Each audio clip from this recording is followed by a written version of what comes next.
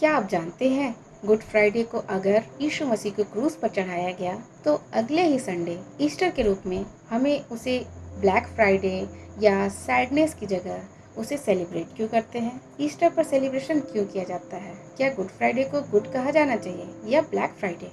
आखिर क्यों है गुड फ्राइडे गुड, जबकि उस दिन एक निर्दोष व्यक्ति को मार दिया गया? और अगर यीशु की मृत्यु हो गई थी तो ईस्टर पर ऐसा क्या हुआ था जिसे पूरी दुनिया सेलिब्रेट करती है? तो दोस्तों, चलिए आज हम सिर्फ ये कहानी नहीं जानेंगे, आज हम बाइबल के एग्जैक्ट कॉन्टेक्स्ट के साथ समझेंगे कि आखिर गुड फ्राइडे से लेकर ईस्टर के बीच वो 3 दिन क्यों इतना इम्पोर्टेंट है और क्यों हम अगर गुड फ्राइडे को आंसू बहाते हैं तो अगले ही संडे ईस्टर के नाम पर हम उसे अच्छे जश्न के रूप में सेलिब्रेट करते हैं। सबको जय मसीह की। आइए आज की वीडियो को हम स्टार्ट करते हैं। दोस्तों, यहाँ हम एक वचन लेंगे। लूका अध्याय 22, 19 और 20 वचन में है। बाइबल हमें बताती है, फिर उसने रोटी ली, धन्यवाद करके तोड़ी और उन्हें दी और कहा, यह मेरा शरीर है जो तुम्हारे लिए दिया जाता है। यहाँ यीशु एक बहुत बड़ा संकेत दे रहे थे कि अब उनका बलिदान होने वाला है। उन्होंने खुद को पहले ही एक सैक्रिफाइस के रूप में प्रस्तुत कर दिया था। दोस्तों, आज हम ब्लेसिंग्स चाहते हैं लेकिन सेक्रीफाइस नहीं करना चाहते। लेकिन यीशु क्या सिखाते हैं? बिना सेक्रीफाइस के कोई सच्चा प्रेम नहीं होता। मत्ती 26 के 14 और 15 वचन में लिखा है, तब 12 में से एक, जिसका नाम यहूदा इस्करियोती था। ध्यान से सुनिएगा दोस्तों, जिसका नाम यहूदा इस्करियोती था, महायाजकों के पास गया और कहा, यदि मैं उसे तुम्हारे हाथ पकड़वा दूं तो तुम मुझे क्या दोगे? उन्होंने उसे 30 चांदी के सिक्के दिए। ये मामूली सी रकम के लिए यहूदा इस्करियोती अपने ही परमेश्वर को दूसरों के हाथ पकड़वा दिया और परमेश्वर के साथ धोखा किया। यह सिर्फ एक लालच नहीं था, लालच का परिणाम नहीं था, ये एक सिर्फ बेट्रेयल नहीं था। 30 सिक्के, टेम्पररी गेन, लेकिन नुकसान हमेशा, फॉरएवर। आज हम भी कभी कभी छोटे छोटे फायदे के लिए अपने वैल्यूज कॉम्प्रोमाइज कर देते हैं। मत्ती अध्याय 26, 39 वचन, हे मेरे पिता, यदि हो सके तो यह कटोरा मुझसे टल जाए, तो भी जैसा मैं चाहता हूँ वैसा नहीं, परंतु जैसा तू चाहता है वैसा ही हो। विश्वासियों, भाइयों और बहनों, यहाँ ये वचन परमेश्वर हमारे यीशु मसीह ने अपने परमेश्वर से प्रार्थना करते हुए ये कहा था। यीशु मसीह पूरे संसार की तरह एक इंसान के रूप में इस दर्द को महसूस कर रहे थे। वो डर भी रहे थे, लेकिन फिर भी कहते हैं, तेरी इच्छा पूरी हो। दोस्तों, जब हम चाहते हैं कि हमारी इच्छा पूरी हो, लेकिन सच्चा विश्वास वही है जब हम परमेश्वर की इच्छा को स्वीकार करते हैं। लूका अध्याय 23, 34 वचन, हे पिता, इन्हें क्षमा कर, क्योंकि ये नहीं जानते कि ये क्या कर रहे हैं।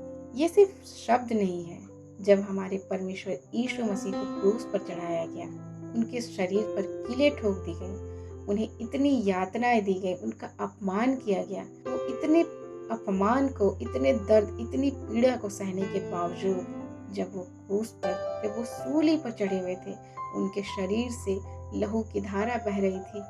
उनके शरीर से ऐसे लहू बह रही थी कि वहाँ खड़े लोग, उनकी आंखों से आंसू नहीं रुक रहे थे। उस वक्त परमेश्वर का वो दिल, हमारे यीशु मसीह का दिल, जब वो अपने परमेश्वर पिता से ये प्रार्थना कर रहे थे कि इन सारे लोगों को, जिसने उन्हें इस क्रूस की सजा दी, इस सूली पर उन्हें चढ़ाया, उनको इतना दर्द और इतनी पीड़ा दी, उन्हें क्षमा करने के लिए वो प्रार्थना कर रहे थे।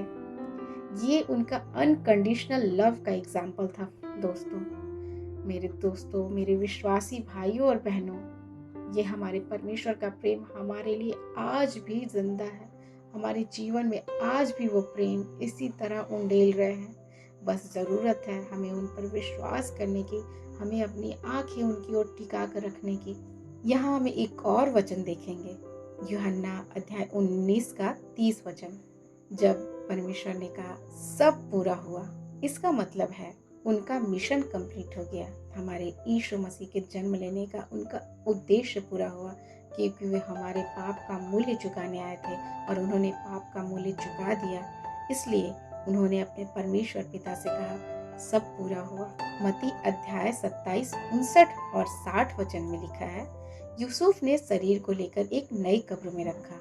सबको लगा अब कहानी खत्म हो गई, क्योंकि परमेश्वर पिता हमारे सूली पर चढ़ाए गए थे। उनके शरीर से लहू की धारा बह रही थी और उन्होंने अपनी सांस क्रूस पर छोड़ दी थी। उन्होंने अपना देह त्याग कर दिया था। लेकिन यही वो समय था जब परमेश्वर काम कर रहे थे, साइलेंटली और बिल्कुल चुपचाप, जब किसी को ये एहसास नहीं था कि उस वक्त कोई उनके साथ भी है। विश्वासियों, जानते हैं, जब आपकी लाइफ और हमारी लाइफ में भी कुछ नहीं हो रहा होता है तो इसका मतलब ये नहीं है कि परमेश्वर काम नहीं कर रहे हैं। तब हमें ये विश्वास रखना चाहिए कि इसी तरह परमेश्वर हमारे लाइफ में साइलेंटली, बिल्कुल शांति से सब कुछ सही रास्ते पर ला रहे हैं, सही ट्रैक पर ला रहे हैं और वो बिल्कुल हमारे फेवर में काम कर रहे हैं। यहाँ हम एक और वचन देखते हैं, मत्ती अध्याय 28, 5 और 6 वचन। वह यहाँ नहीं है, वह जी उठा। इसे पुनरुत्थान कहते हैं। जब कब्र से परमेश्वर पिता हमारे उठ गए थे, जीवित हो उठे थे, और जब उनके अनुयायी उस कब्र पर उन्हें देखने गया और वो वहाँ उन्हें नहीं पाए, तो उन्होंने पहले तो आंसू बहाए, चिंता किया, लेकिन उन्हें पता चला कि परमेश्वर जिंदा हो चुके हैं। उस वक्त मौत हार गई थी, पाप हार गया और उम्मीद जीत गई। अगर पुनरुत्थान नहीं होता, रिजरेक्शन नहीं होता, तो हमारी क्रिश्चियनिटी का कोई मतलब नहीं रहता। अब सबसे इम्पॉर्टेंट पार्ट है, ईस्टर सिर्फ एक इवेंट नहीं है, ये एक मैसेज है। फेलियर फाइनल नहीं है। परमेश्वर या यीशु मसीह या जीसस क्राइस्ट, गॉड डिले करते हैं बट डिनाई नहीं करते। डार्कनेस टेम्परेरी होता है, क्योंकि डार्कनेस के बाद उजाला, रोशनी हमारे जीवन में परमेश्वर पिता प्रभु यीशु मसीह लेकर आते हैं। Every good Friday has an Easter. अब सबसे इम्पॉर्टेंट पार्ट, ईस्टर सिर्फ एक इवेंट नहीं है, ये एक मैसेज है। फेलियर फाइनल नहीं होता। दोस्तों, हमारे लाइफ में कुछ भी अगर जब हम फेलियर होते हैं तो वो फाइनल स्टेज नहीं होता, वो हमारी बिगनिंग होती है, क्योंकि हमारा रिजरेक्शन बाकी है, हमारा पुनरुत्थान बाकी है, जो हमारे परमेश्वर हमारे साथ रहकर हमारे लिए करते हैं। सेकंड लेसन है, गॉड डिले करते हैं बट डिनाई नहीं करते। हमारे पिता परमेश्वर डिले करते हैं, हाँ ये होता है, कुछ की लाइफ में डिले होती रहती हैं, लाइफ ऐसी ही है, बट परमेश्वर कभी हमें छोड़ते नहीं, कभी हमें नकारते नहीं, कभी हमें भूलते नहीं हैं। वो डिनाई नहीं करते, बट वो हमेशा ऑलवेज हमारे साथ होते हैं। लेसन थर्ड है, डार्कनेस टेम्पररी है। दोस्तों, हमारे लाइफ में बहुत डार्कनेस, कभी कभी हम ऐसा महसूस करते हैं कि हमारे लाइफ हर तरफ से घिर चुकी है, हर तरफ से बैरियर है, हर तरफ से जकड़े हुए फील करते हैं, बट वो एक डार्कनेस टेम्पररी डार्कनेस है। हमारे लाइफ में उजाला तो हमारे परमेश्वर पिता हैं, उनकी ओर हमारी आंखें लगी होनी चाहिए, हमारा विश्वास उन पे टिका होना चाहिए। उस वक्त जब हमें कुछ नहीं दिखाई दे रहा है, तब भी हमें पिता को हमेशा देखना चाहिए, क्योंकि वही एक हमारी आशा और वही एक हमारी विश्वास, हमारी उम्मीद है, जो कभी नहीं टलता, जो कभी नहीं बदलता। एंड लास्ट लेसन है, every good Friday has an Easter. तो अगर हम गुड फ्राइडे को आंसू बहाए, तो अगले ही ईस्टर को हमने वो जश्न, सेलिब्रेशन के रूप में अगले ही 3 दिन में पा लिया। तो पिता भी, परमेश्वर यीशु मसीह हमारे जीवन में भी यही चीज़ हमें सिखाना चाहते हैं कि आपके लाइफ में अगर फ्राइडे को आपने आंसू बहाए हैं, आपने दर्द सहा है, तो अगले ही संडे ईस्टर के रूप में आप उसे एक सक्सेस, एक सेलिब्रेशन, एक जश्न, एक इवेंट के रूप में मनाएंगे। आपकी लाइफ में खुशियाँ आएंगी, आपके लाइफ में सब कुछ आपके फेवर में हो जाएगा, क्योंकि पिता परमेश्वर अपने बच्चों को कभी अकेला नहीं छोड़ते, वो हमेशा हमारे और आपके साथ रहते हैं। तो विश्वासी भाइयों और बहनों, अगर आप आज किसी मुश्किल में हैं तो याद रखिएगा, आपका रिजरेक्शन भी आने वाला है और ये अंत नहीं है, ये एक नई शुरुआत है। तो अगर ये मैसेज आपको अच्छा लगा हो तो लाइक शेयर ज़रूर करें।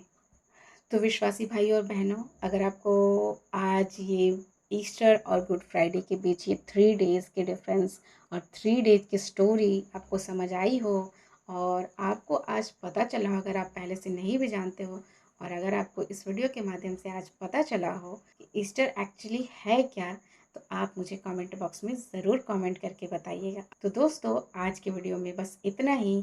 मुझे बहुत खुशी होगी जब आप ये कमेंट करके मुझे बताएंगे कि आपको इस वीडियो के माध्यम से गुड फ्राइडे और ईस्टर के बारे में कितना समझ आया।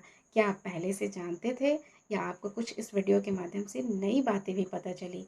क्योंकि गुड फ्राइडे और ईस्टर ये जो 3 डेज़ है, इस 3 डेज़ को हम कैसे सॉरोनेस से हैप्पीनेस में चेंज करते हैं, ये इसी चीज़ के लिए है। तो मिलते हैं फिर अगले नेक्स्ट ऐसे ही मीनिंगफुल वीडियो के साथ, जिसमें हम अपने पिता परमेश्वर की महिमा करेंगे, उनके बारे में और डीप नॉलेज गेन करेंगे।